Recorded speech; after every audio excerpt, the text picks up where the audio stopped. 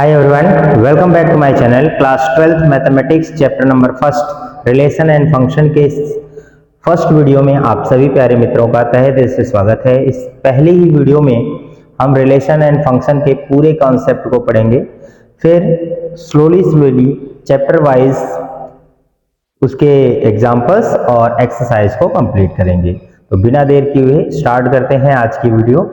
तो दोस्तों इसमें हम क्या क्या चीजें पढ़ेंगे, सबसे पहले हम इसका इंट्रोडक्शन कर लेंगे कि क्या है इसका हमारा मोटो। ठीक है, class 12th mathematics chapter 1 relation and function, ये सीबीएसई बोर्ड के लिए है और स्टेट बोर्ड में जहां भी एनसीईआरटी यूज होती है वहां पर आपको ये हेल्प करेगा। बाकी रिलेशन एंड फंक्शन के सभी कॉन्सेप्ट को हम क्लियर करेंगे।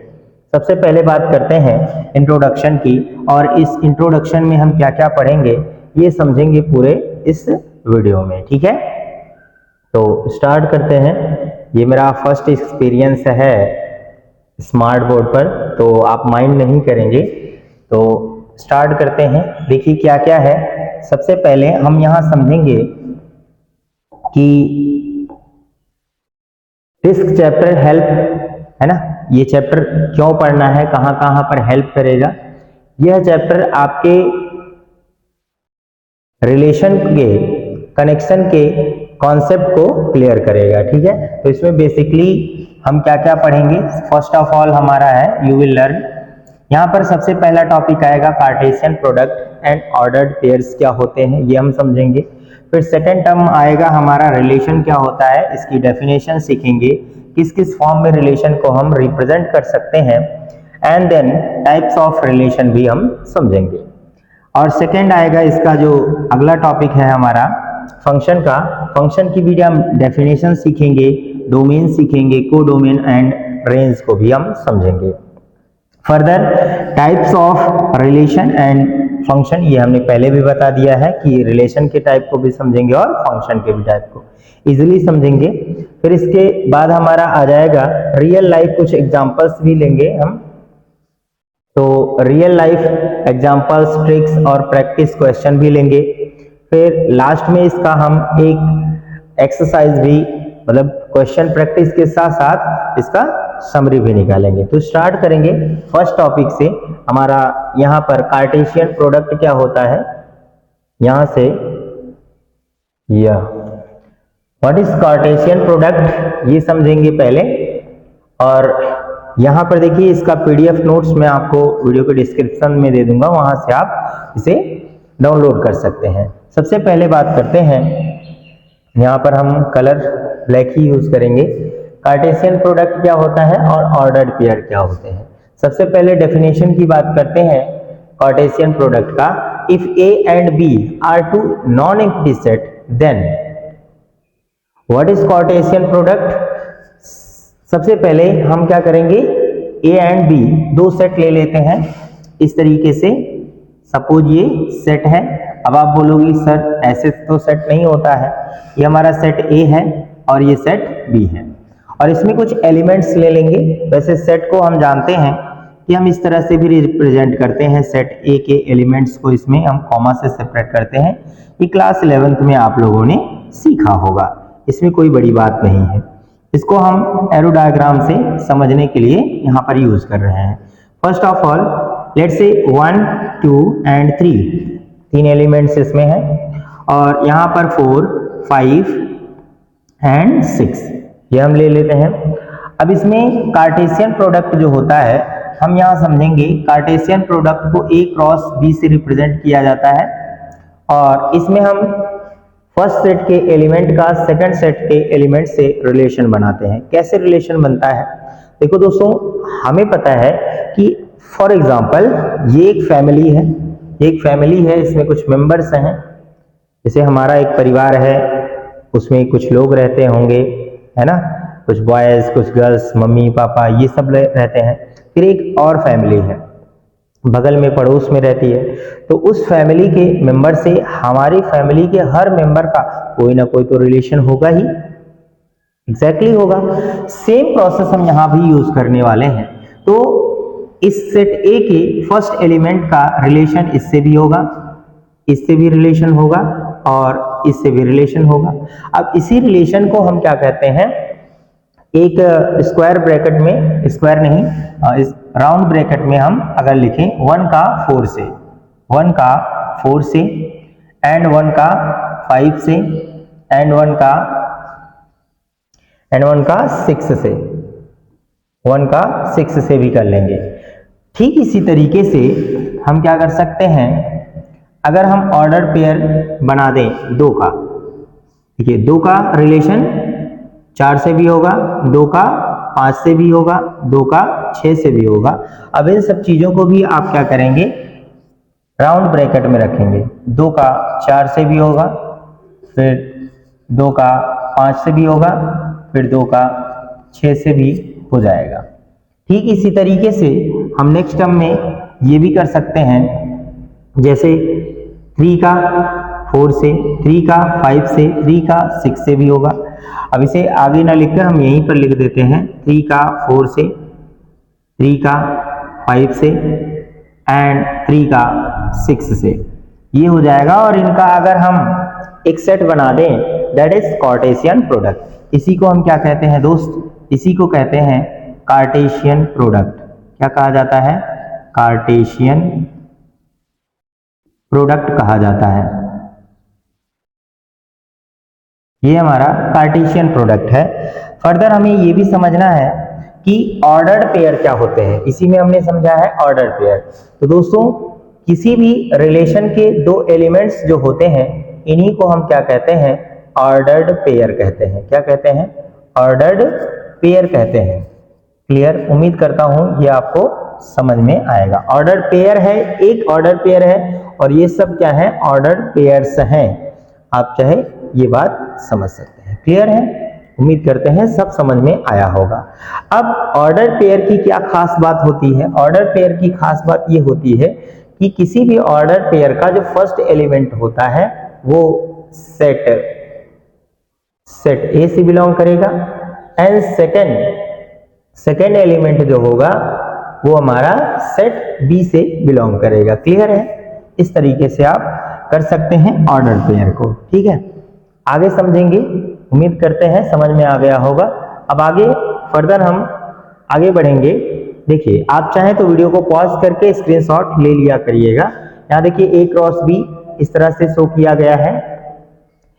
ए बी यहाँ पर आपको क्या करना है, राउंड ब्रैकेट में रखना है, और ए बिलोंग करेगा ए से, एंड बी जो होगा सेकंड जो होगा वो हमारा बिलोंग करेगा किससे, सेट बी से बिलोंग करेगा। तो ये हो गया है। और ऑर्डर पेयर्स की बात अगर करें तो ऑर्डर पेयर, कोई भी ऑर्डर पेयर्स उस अपने अपोजिट के इक्वल नहीं होंगे। जैसे अगर ए ऑर्डर पेयर बी का है तो ये कभी भी बराबर नहीं होगा बी के। कब तक नहीं होगा, जब तक दोनों ऑर्डर पेयर इक्वल नहीं होंगे, अनलेस ए इक्वल बी। अब देखिए ये ऑर्डर पेयर क्यों नहीं होते हैं इक्वल, रीजन समझना। जैसे आप कार्टेशियन प्लेन अगर इस तरह से ड्रॉ करते हैं, ठीक है, अब आप मुझे बताइए कि यहां से अगर 2 एलिमेंट ले लेते हैं 2 3, तो क्या इक्वल हो जाएगा 3 2 के, इक्वल होगा, बताइए। अगर आप इसमें 2 3 को शो करना चाहें तो 1 2 एंड 1 2 3, तो इसको आप यहां पर 2 3 को शो करेंगे, और 3 2 को शो करना है तो आपको ये 1 ये 2 ये 3 है, ये 1 है 2 है और ये 3 है, तो आप 3 2 कहां शो करेंगे, यहां पर शो करेंगे। तो 3 2 इक्वल कभी नहीं होगा, है ना, ये इसका जो प्लेस होगा वो चेंज रहेगा। ठीक है, तो आप चाहें तो बीच बीच में स्क्रीनशॉट लेते रहेंगे पॉज करके, फिर हम फर्दर आगे प्रोसीड करेंगे।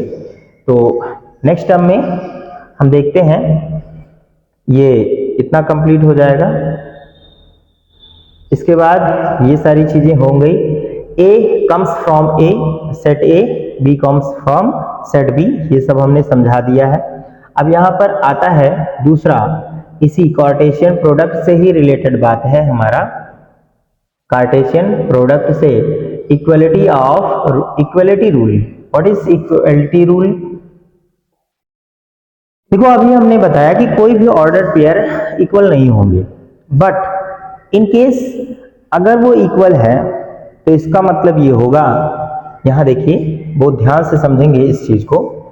यहाँ पर एक ऑर्डर पेयर है, इस ऑर्डर पेयर के इक्वल है। अगर ये ऑर्डर पेयर इक्वल होते हैं तो हम कहते हैं कि इसका फर्स्ट एलिमेंट इसके फर्स्ट एलिमेंट के इक्वल होगा, इसका सेकंड एलिमेंट सेकंड एलिमेंट के इक्वल होगा। अब इस पर देखिए यहाँ पर एक क्वेश्चन भी दिया है एग्जांपल। लेट से सेट ए के जो एलिमेंट है 1 2 है एंड सेट बी के एलिमेंट ये है। अगर ये इक्वल है, अगर ये इक्वल है तो आप इसे कैसे शो करेंगे? तो हम यहाँ पर देखिए एग्जांपल के थ्रू इसे हम इस तरह से शो करेंगे 1 2,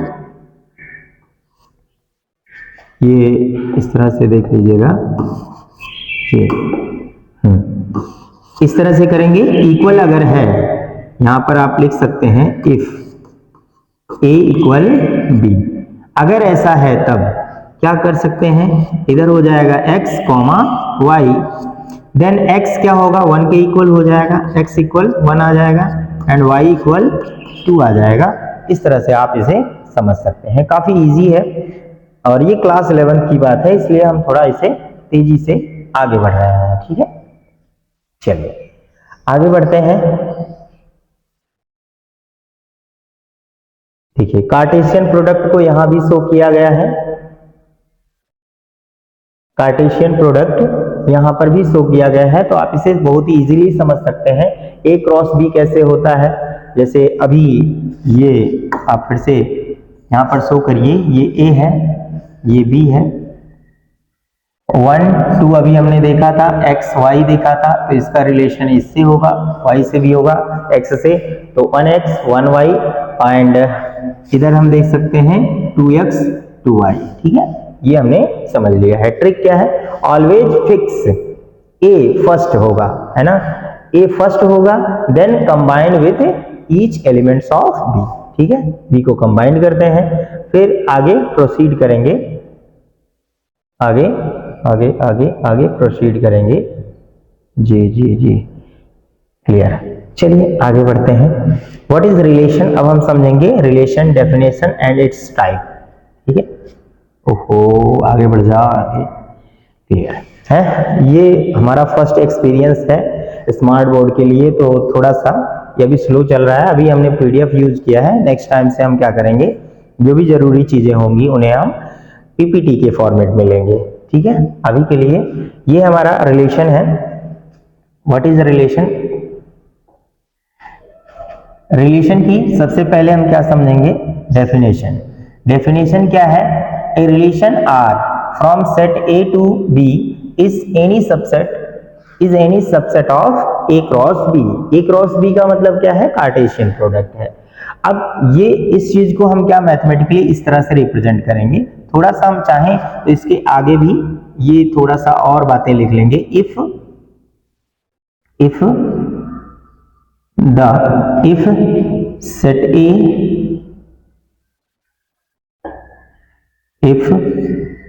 set A and B are two non empty set, non empty sets. ठीक है, नॉन एम्प्टी सेट्स, देन फिर हम इसे शो कर सकते हैं। ठीक है, देन ए रिलेशन आर हमेशा क्या होगा, जो रिलेशन होगा वो ए क्रॉस बी का सबसेट होगा। मींस क्या है दोस्तों, जो भी हम रिलेशन बनाएंगे वो ए क्रॉस बी में रिप्रेजेंट होना चाहिए, है ना। और कह सकते हैं यहाँ इक्वल लगा हुआ है तो ए क्रॉस बी के पूरा इक्वल भी हो जाएगा, यानी सारे रिलेशन के जो ऑर्डर पेयर होंगे वो ए क्रॉस बी में हो सकते हैं या फिर उससे कम भी हो सकते हैं। कभी भी ऐसा कोई भी ऑर्डर पेयर हम नहीं रिप्रेजेंट कर पाएंगे जो कि ए क्रॉस बी में ना हो। अगर ऐसा होता है तो that is not a relation.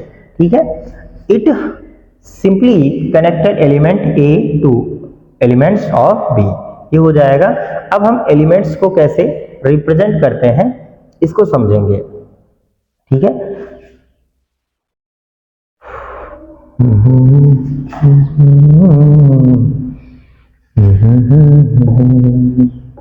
अब देखिए रिप्रेजेंटेशन है ना, रिप्रेजेंटेशन ऑफ ए रिलेशन। अब देखिए ये रिलेशन को रोस्टर फॉर्म में और सेट बिल्डर फॉर्म में हम रिप्रेजेंट कर सकते हैं। अब ये बातें क्या क्या लिखी गई हैं, वही एग्जाम्पल जो हमने अभी अभी लिया था। एक एग्जाम्पल क्या लिया था हमने, सेट ए का सेट बी से 1 2 x एंड y। देन यहां पर हम जो कार्टेशियन प्रोडक्ट बना रहे थे 1 का x से 1 का y से, फिर 2 का x से 2 का y से, ये रिलेशन बनाया था। तो यहाँ पर जो रोस्टर फॉर्म में लिखा हुआ है 1x एंड 2y यही लिया गया है।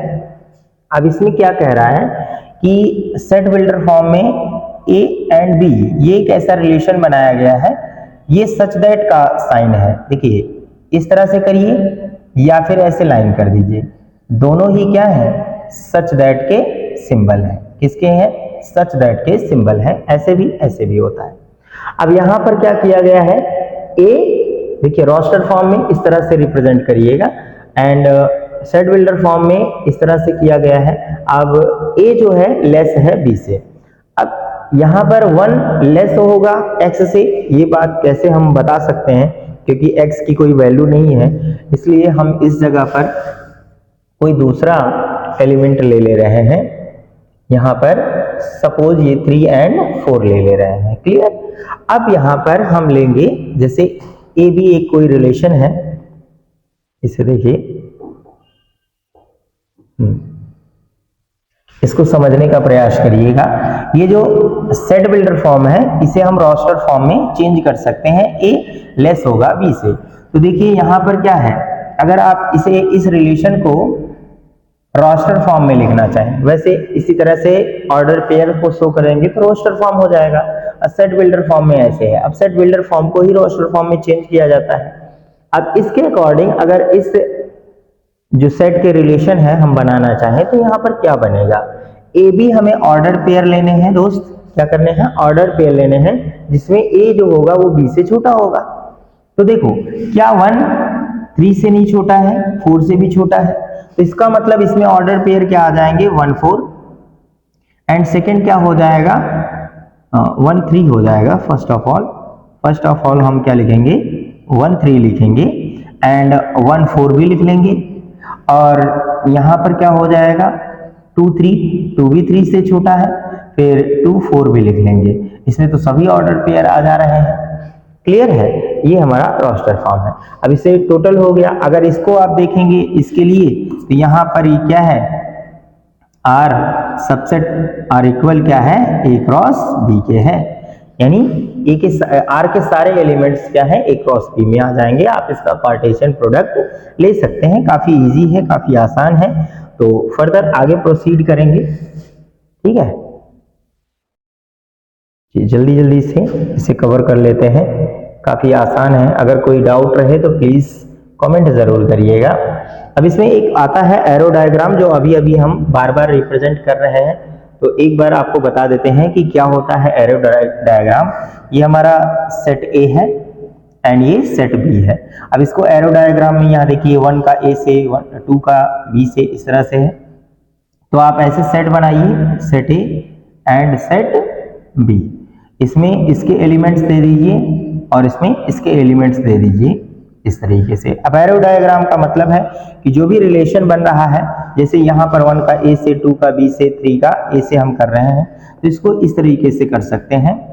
चलिए ये सुंदर सा कोई कलर ले रहे हैं, 1 का ए से, तो ये एरो डायग्राम हो गया। 2 का बी से, तो 2 का बी से हमने कर दिया एंड 3 का ए से, तो इस तरह से कर दिया। अब जरूरी नहीं है कि इतने ही होंगे, जैसे रिलेशन बनाया जाएगा उसी के अकॉर्डिंग आप इसे एरो डायग्राम को रिप्रेजेंट कर देंगे। क्लियर है। चलिए अब ऑल एग्जांपल्स फ्रॉम सेट ये हो जाएंगे। अभी तक हमने जो भी एग्जांपल्स लिए हैं वो क्या है, सेट ए से हैं, 1 2 3 ही लिए हैं। वाइड, अब हम यहां समझेंगे कि क्या क्या रिलेशन, टाइप्स ऑफ रिलेशन समझेंगे। क्या समझेंगे, टाइप्स ऑफ रिलेशन। यहां पर हमने शो नहीं किया है, तो यहां पर हम समझने वाले हैं क्या, types of relation. Types of relation, what is types of relation. देखिए फर्स्ट क्या होता है, वाइड रिलेशन क्या होता है? पहला क्या है हमारा? Wide relation. वाइड का मतलब होता है, वाइड को दूसरे नाम से जानते हैं क्या? वाइड का मतलब नल सेट भी होता है, नल रिलेशन भी होता है, और दूसरा हमारा क्या होता है, यहाँ पर एक इम्पटी रिलेशन भी होता है। इसका नाम क्या होता है? Empty relation. ये सब नाम है। अच्छा, ऐसा कब होगा?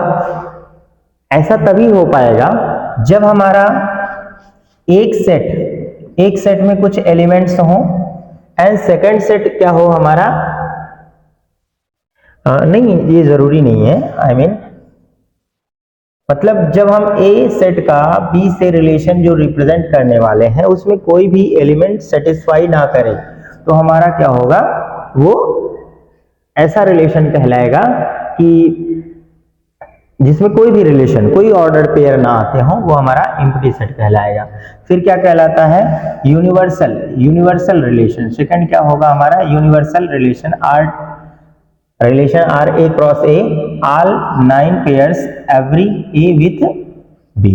अब यहाँ every A with every B, अभी यहाँ पर जो आपने शो किया था, जैसे यहाँ पर जो एग्जाम्पल ऊपर लिखा गया है, ऑल एग्जाम्पल हम सेट ए से ले रहे हैं, इसके लिए 1 2 3 ही लेंगे।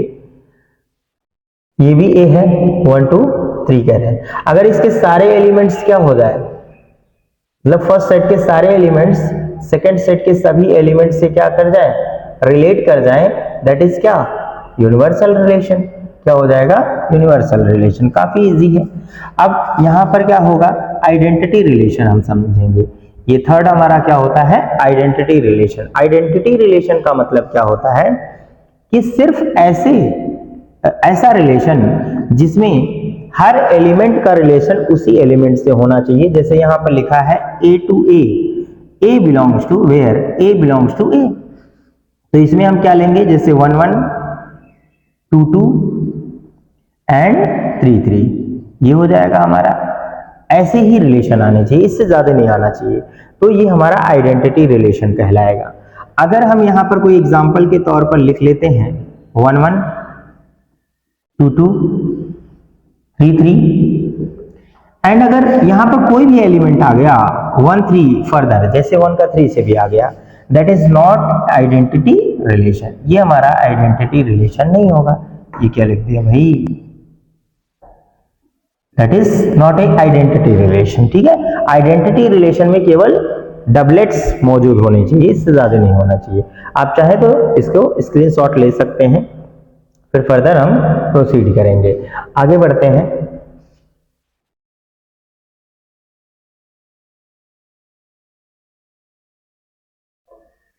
अब देखो, यहीं पर आइडेंटिटी जैसे हमने समझा है, अब इसी के साथ साथ हम रिफ्लेक्सिव भी समझ सकते हैं। जो हमारा अभी रिफ्लेक्सिव है, ये हमारा फोर्थ है। What is reflexive? रिफ्लेक्सिव के लिए हम क्या करेंगे? रिफ्लेक्सिव का रिलेशन क्या है इसको समझिएगा। A belongs to R, for all A belongs to A, all self pair must be there. Must be there का मतलब ये है कि हर एलिमेंट का उससे तो रिलेशन होना ही चाहिए, ये जरूरी है। हाँ, कुछ और भी हो जाए तो भी हम उसे कंसीडर कर लेंगे। देखिए, आइडेंटिटी में हमने समझा था कि 1 1 यानी डबलेट्स मौजूद होने चाहिए, एंड 3 3 ये तो होना ही चाहिए, तभी ये आइडेंटिटी कहलाएगा। बट अगर हम ये कह दें कि इसमें 1 1 भी हो, 2 2 भी हो एंड 3 3 हो, ये है तो आइडेंटिटी है। अब अगर इसके अलावा कुछ इसमें आ गया, अगर इसमें कुछ और भी एलिमेंट्स आ जाते हैं तो ये हमारा रिफ्लेक्सिव हो जाएगा। ठीक है, और भी एलिमेंट्स होंगे। क्या अंतर है इसमें, समझना ध्यान से। अगर डबलेट्स हैं, सिर्फ और सिर्फ डबलेट्स हैं तो आइडेंटिटी है। डबलेट्स के साथ, अगर डबलेट्स हैं और डबलेट्स के साथ कुछ और आ जाता है, कोई और ऑर्डर पेयर आ जाते हैं, तो इसका मतलब है दोस्तों ये रिफ्लेक्सिव हो जाएगा। अब सवाल ये आता है कि क्या सर ये आइडेंटिटी तो है? बिल्कुल है। क्या ये रिफ्लेक्सिव नहीं है? बिल्कुल है, ये रिफ्लेक्सिव भी है, डबलेट्स भी है। तो जो आइडेंटिटी है वो रिफ्लेक्सिव भी हो सकता है, बट जो रिफ्लेक्सिव है वो आइडेंटिटी नहीं होगा। यानी ये रिफ्लेक्सिव तो है, ये हमारा रिफ्लेक्सिव तो है, बट आइडेंटिटी नहीं है, क्योंकि इसमें डबलेट्स के अलावा और भी कुछ आ जाते हैं। ठीक है, फिर बात करते हैं दोस्तों सिमेट्रिक की। What is symmetric? क्या है सिमेट्रिक रिलेशन? सिमेट्रिक रिलेशन का मतलब क्या होता है, बहुत ही ध्यान से समझिएगा, क्योंकि एग्जाम पॉइंट ऑफ व्यू से रिफ्लेक्सिव, सिमेट्रिक और ट्रांजिटिव बहुत ही इंपॉर्टेंट होते हैं।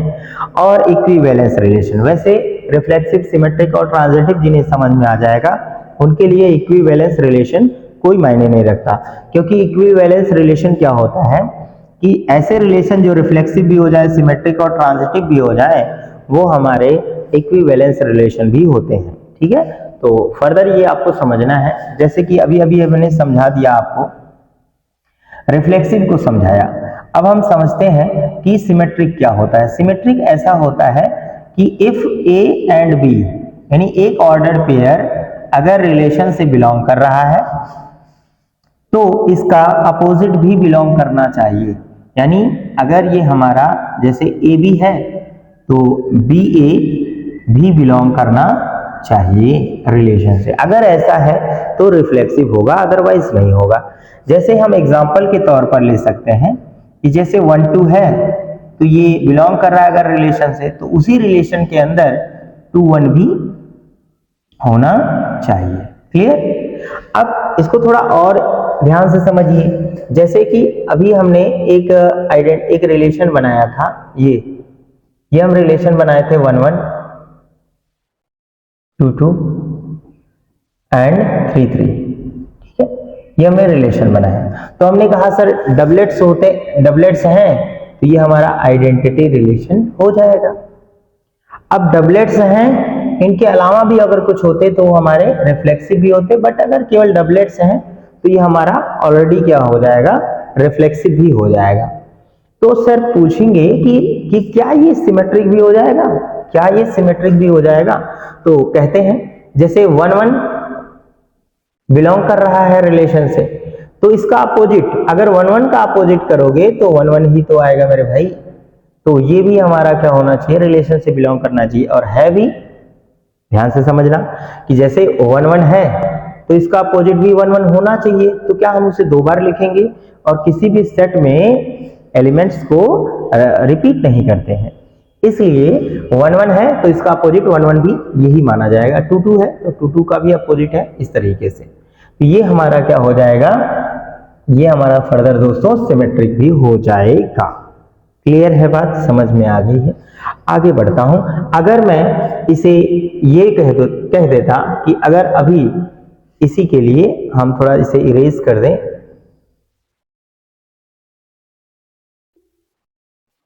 अगर हम यहां पर एक रिलेशन ले रहे हैं, जैसे 1 1 1 2 है तो इसमें 2 1 होगा तभी ये सिमेट्रिक होगा। ठीक है, तभी ये सिमेट्रिक होगा। तो यहां पर अगर डबलेट्स है तो उसे हम चेक करने की जरूरत नहीं पड़ती, लेकिन अगर कोई और एलिमेंट है तो उसका अपोजिट भी होगा तो ही सिमेट्रिक होगा। ये बात समझ में आ जानी चाहिए। अब ट्रांजिटिव के लिए वेरी इंपॉर्टेंट होता है, ये बहुत ही इंपॉर्टेंट होता है, क्योंकि बच्चे इसमें ज्यादा कंफ्यूज होते हैं, तो हम बहुत इजीली समझाने का प्रयास करेंगे। देखो दोस्तों, कहने का मतलब ट्रांजिटिव कब होगा, यदि A B and B C belong कर रहा है रिलेशन से तो ए सी भी बिलोंग करना चाहिए रिलेशन से। ठीक है, अब आइए समझते हैं। हम कहते हैं कि अगर ए बी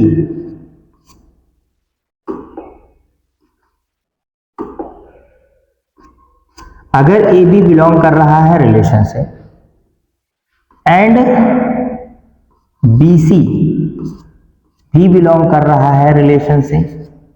अब BC का मतलब क्या होगा, ध्यान से समझना। अगर ये A एंड B है तो नेक्स्ट रिलेशन में जो फर्स्ट से मतलब सेकंड एलिमेंट से स्टार्ट होगा वो सब BC माना जाता है, थर्ड अलग होगा। देन ये बात नेसेसरी होनी चाहिए कि AB है BC है तो ये हमारा A एंड C भी होना चाहिए, मतलब AC भी बिलोंग करना चाहिए रिलेशन से। क्लियर है, रिलेशन से बिलोंग करना चाहिए। अब जैसे यहां पर बहुत ध्यान देने की बात यह भी है कि दोस्तों अगर AB हाँ, ध्यान दीजिएगा फिर से, इसको समझने का प्रयास और ध्यान से करें। देखो, अगर ए बी है और बी सी है तब बिलोंग करना चाहिए ए सी भी, तब वो ट्रांजिटिव कहलाएगा। क्लियर? बट ध्यान दीजिएगा, अगर ए बी बिलोंग कर रहा है रिलेशन से और बी सी बिलोंग नहीं कर रहा है रिलेशन से, मतलब ए बी है बट बी सी है ही नहीं, तो हमें ए सी को चेक करने की कोई आवश्यकता नहीं है, तो चेक ही नहीं करेंगे, तब भी ये ट्रांजिटिव हो जाएगा। ठीक है, समझ में आ गया? अब इसे एग्जाम्पल के थ्रू भी समझेंगे। पहले वीडियो को पॉज करके एक बार स्क्रीनशॉट ले लो, या इसे मैं सेलेक्ट नहीं करता, चलो इधर देख लो, यहीं पर खोपचे में देख लेते हैं। जैसे दोस्तों, अगर यहां पर मैं कहता हूं 1 2 है, एक रिलेशन मैंने बनाया 1 2, तो 2 से स्टार्ट होने वाला, जैसे 2 हो गया, ये हमारा ए है और ये बी है, तो यहाँ पे ये बी हो जाएगा। अब सी कोई और नंबर होना चाहिए, सी कोई और नंबर होना चाहिए, तो ये मान लेते हैं 3 है अभी के लिए, तो ये 1 3 भी होना चाहिए। अगर 1 3 है तब तो ये हमारा क्या हो जाएगा? ट्रांजिटिव हो जाएगा। क्लियर? अगर 1 2 है, 2 3 है, तो ये वाला भी होना चाहिए, तो 1 3, तो ये ट्रांजिटिव हो जाएगा। ये बी सी है, तब देखो ए सी भी मौजूद है, तो हो गया। बट अगर एक ऐसा रिलेशन आ जाए जैसे 1 2 है और 2 से स्टार्ट होने वाला है ही नहीं, 2 से स्टार्ट होने वाला है ही नहीं, जैसे 1 2 है यानी ए बी है, अब 2 से जो स्टार्ट होगा वही तो बी सी होगा, तो ऐसे केस में क्या होता है कि बी सी है ही नहीं, तो ये ट्रांजिटिविटी के लिए पास हो जाएगा। और यहीं पर अगर 1 3 है यानी 3 से स्टार्ट होने वाला बी सी होना चाहिए, तो वो है ही नहीं, तो ये भी ट्रांजिटिविटी के लिए पास हो जाएगा, तो ये भी ट्रांजिटिव हो जाएगा। तो इस तरह से आपको समझना है, बहुत ही आसान है। और यहाँ पर हमने बताया कि जो रिफ्लेक्सिव होगा, सिमेट्रिक होगा, जो ट्रांजिटिव होगा, वो इक्विवेलेंस रिलेशन कहलाएगा। आप इसे चाहें तो वीडियो को पॉज करके स्क्रीनशॉट ले सकते हैं, फर्दर हम इसे इरेज कर देंगे, यहाँ पर आप पढ़ सकते हैं, बहुत ही इजी है। ठीक, चलिए आगे बढ़ते हैं दोस्तों।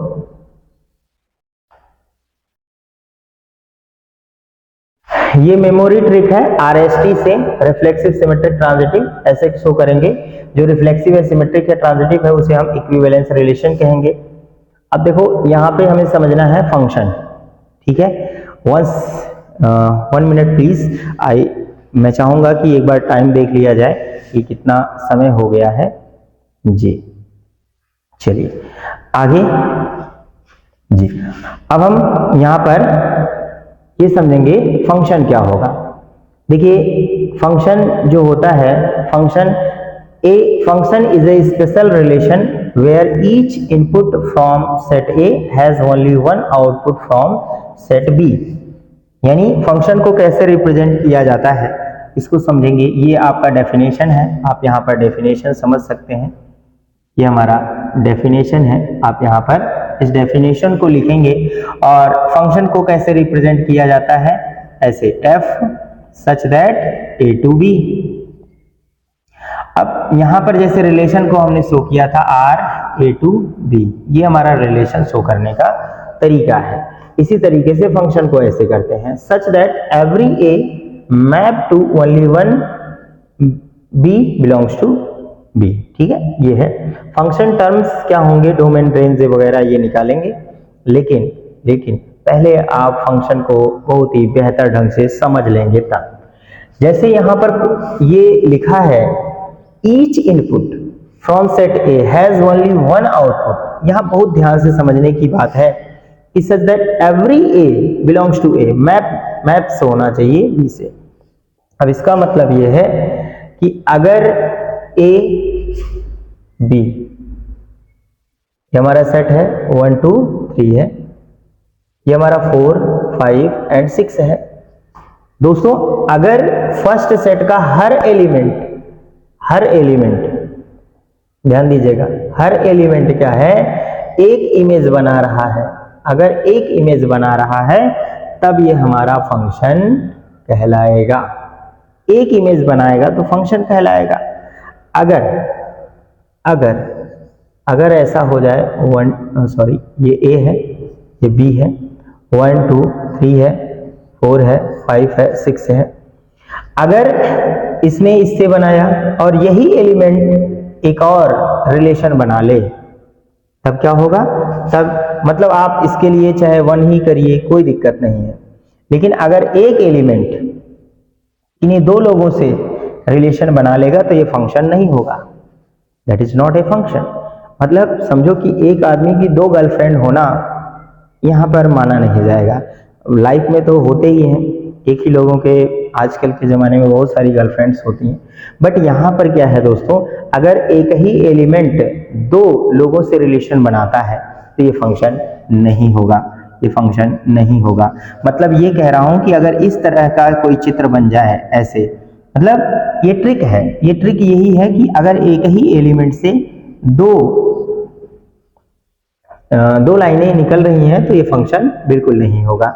मतलब ये कह रहे हैं कि इसे चाहे ऐसे करिए, 1 का 4 से रिलेशन अगर है और फर्स्ट एलिमेंट 1 का भी अगर 5 से भी हो जाए, 1 का अगर 5 से भी हो जाए तो ये फंक्शन नहीं होगा, ये फंक्शन नहीं होगा। चाहे आप इस तरीके से समझिए चाहे इस तरीके से, क्लियर है? अब इसके बाद एक और बात आती है कि सर अगर इसे हम इस तरह से कर दें, जैसे देखो थोड़ा सा हम इसे इस तरह से कर देते हैं, समझ गए हैं? स्क्रीनशॉट ले लीजिएगा, मर्जी है तो। आप देखिए ये ए है, ये बी है, 1 2 3 है, 4 है, 5 है, 6 है। अगर 1 का 4 से है और 2 का भी 4 से है और 3 का 5 से है तो ये फंक्शन हो जाएगा, तो ये फंक्शन हो जाएगा। क्यों? क्योंकि देखिए इसका भी 4 है और इसका भी 4 है, इधर से चलेगा। 2 लोगों की एक ही गर्लफ्रेंड होगी चलेगा, लेकिन एक के 2 गर्लफ्रेंड हो ये बर्दाश्त नहीं है इनसे फंक्शन को, तो ये हमारा क्या होगा? फंक्शन हो जाएगा। अब एक और खास बात, सर क्या ये फंक्शन हो जाएगा? 1 2 3 4 5 6, सर इसको मैं यहां से इसको यहां से अगर मैं कर दूं तो क्या ये फंक्शन होगा? नहीं होगा दोस्त, नहीं होगा, ये फंक्शन नहीं होगा। यहां पर सबसे बड़ी बात समझने की ये है कि फर्स्ट सेट के सब एलिमेंट बिजी होने चाहिए, सब एलिमेंट बिजी होने चाहिए। कि अगर पहले सेट का कोई भी एलिमेंट खाली रहा तो फंक्शन नहीं होगा, पहली बात। देखिए ट्रिक क्या है, फंक्शन होने के लिए क्या क्या चीजें जरूरी हैं। फंक्शन ए टू बी कब होगा, कब नहीं होगा? अगर एक ही नंबर से 2 लाइंस निकल रही हैं तो भी ये फंक्शन नहीं होगा। दूसरी बात, अगर कोई भी एलिमेंट खाली रह जाता है फर्स्ट सेट का तो भी वो फंक्शन नहीं होगा। ये 2 बातें बहुत जरूरी हैं। इसके बाद यहां पर बन सकते हैं। उम्मीद करते हैं समझ में आ गया होगा। आगे बढ़ते हैं तेजी से, ठीक है? यदि फिर भी कोई डाउट्स रह जाते हैं तो प्लीज आप जरूर कमेंट में लिखिएगा। चलिए अब बात आती है domain. What is domain? Domain all input value, ठीक है? फंक्शन में क्या होता है, सभी एलिमेंट बिजी होने चाहिए। आप जानते हैं कि कोई भी रिलेशन जो होता है, जैसे रिलेशन, चलो जी चलो यहीं पे हम समझ लेते हैं।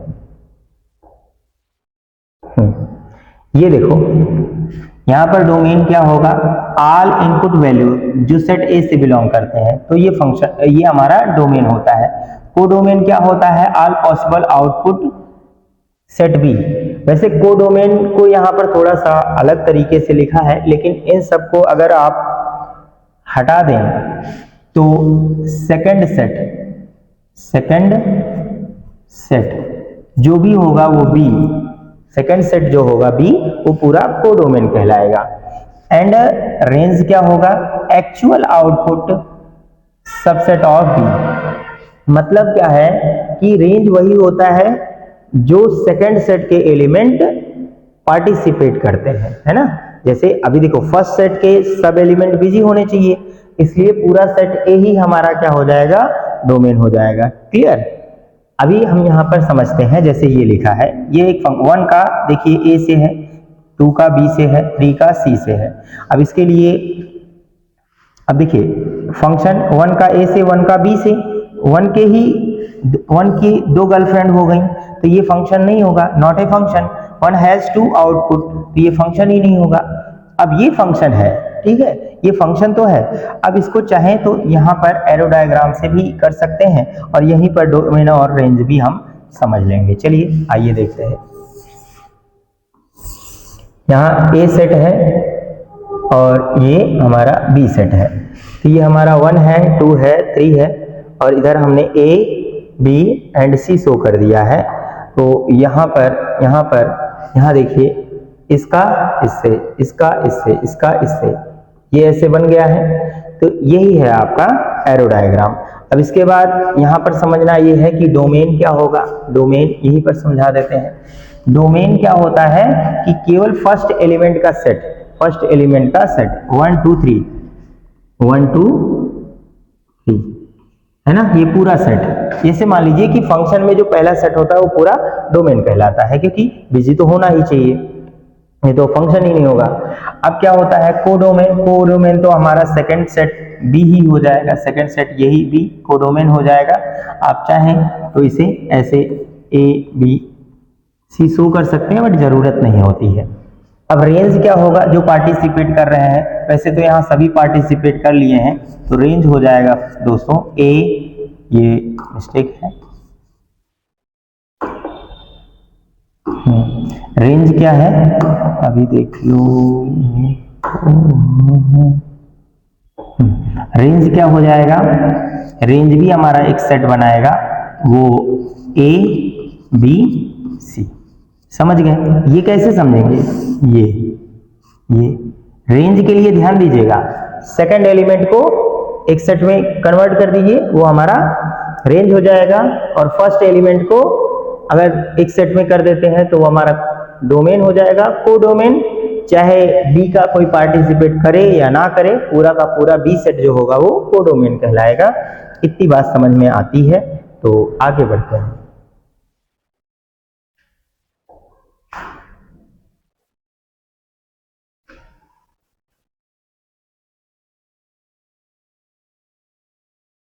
एरो डायग्राम समझ गए हैं। ट्रिक है, no input should go to output, no input should go to outputs, मतलब 2 आउटपुट नहीं होने चाहिए। ये तो हमने समझा दिया है। अब टाइप्स ऑफ फंक्शन क्या होंगे, इनको समझेंगे। What is types of function. 1 function क्या होगा, जब एक एलिमेंट का केवल एक ही इमेज होगा तो 1 होगा, सेपरेट होंगे, ये हम कर सकते हैं। मैनी वन का मतलब क्या होगा, जैसे अभी यहाँ पर देख लीजिएगा, मैनी वन का मतलब क्या है, जैसे मैनी वन को एरो डायग्राम से, जैसे देखिए ये ए है, ये बी है, 1 2 3 ए बी सी, ऐसे ऐसे ऐसे होगा, तो ये 1 1 है एक ही। मैनी वन का मतलब क्या हो जाएगा, ये ए है, ये बी है, ये 1 2 3 ए बी एंड सी, ऐसे ऐसे। अगर कहीं 2 एलिमेंट्स के एक ही इमेज बन गई तो वो क्या होता है, मैनी वन कहलाता है। ये हमारा मैनी वन होगा और ये हमारा 1 1 होगा। ऑन कब होगा, जब सेकंड सेट के सभी एलिमेंट बिजी हो जाएंगे। देखिए यहाँ पर जैसे 1 के तो सभी बिजी हों और सेकंड के भी सभी बिजी हो जाएं, तो no extra seat, no unused element in B, मतलब बी का कोई भी एलिमेंट अनयूज्ड नहीं होना चाहिए, तो ये हमारा ऑन टू भी हो जाएगा।